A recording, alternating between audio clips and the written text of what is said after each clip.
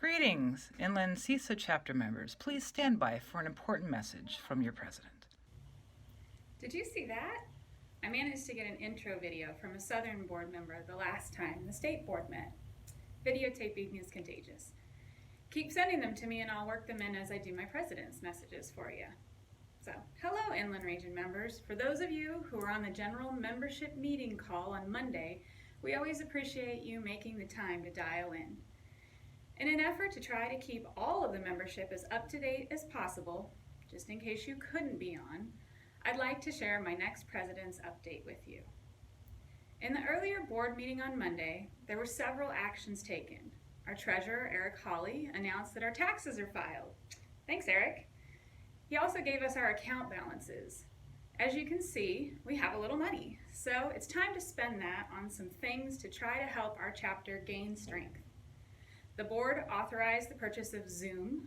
We've been using a free version so far.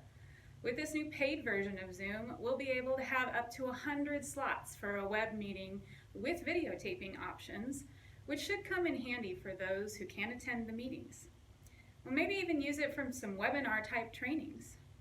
We also approved the purchase of a Vimeo account to store our videos. This way we can have something a little less advertising than YouTube and can archive things. The Inland Board also chatted about introducing the concept of a little heavier legislative platform to the State Board, something that would outline a broader spectrum of what we want to support and such. So Mary Jo and I'll be taking that to the next State Board meeting. Finally, thanks to the information sharing of one of our members who used to be on the Inland Board, thanks Jennifer Broussard, we have all of the past policy work that was done by that board. And we'll be making a timeline to go through each one and update them so that we can vote on those and finish our policies for the Inland Region. Anyone who wants to lend a hand, contact me and we can include you in that work. Remember, many hands make light work. As for the regular membership meeting agenda, we have some new things to share. For the Communications Committee update, remember to join Slack. If you need help with getting on, just ask a board member. The legislation items being tracked are in there as well so that you can stay abreast of what's happening in our industry.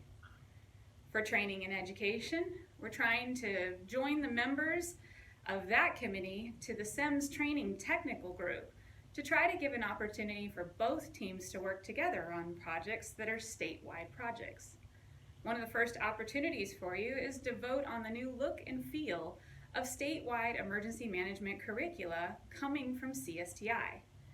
The links are all in the meeting minutes for you to be able to vote. The annual awards timeline has also begun for our Inland Region.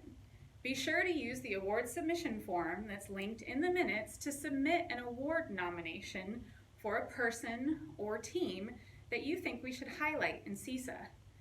Everyone does such great work. Let's get it out there. Those are due back to the board by July 15th. At a previous meeting, members have asked for a conference update. The conference registration is active, the hotel block is open, and it's a James Bond themed Resilience Never Dies conference this year in October 21st through the 24th in Sonoma. Speakers have been selected, the pre-con trainings and the breakout sessions. Even though all of that should be posted in the next week or so, I thought I'd give you this glance at the pre-con trainings so we can see you there early. One of our members on the phone had asked if we can arrange to have information about the California for All grants. So I'm already working with Helen, Gina, and Rose up at Cal OES to see what we can add to the mix to make sure that y'all can get that info. During the meeting, Jerry Quinn also asked which inland counties have been included in the fall storm disaster declarations. Here I have a map for you of those in DR 4431, which runs from February 13th through February 15th. And then there's DR 4434, which runs from February 24th through March 1st. When you add in the California Disaster Assistance request, one runs from January 31st through February 6th, the other from February 24th through March 8th. You can see the timelines are complicated. Good luck to those who will be going through the long road ahead of subdividing their damages. With that, that's the end of inland business that I have for this go around. Remember to send any agenda items you want for the next meeting to any board member at any time or to the Inland Gmail account, and we'll be sure to get them on the next agenda for September 16th.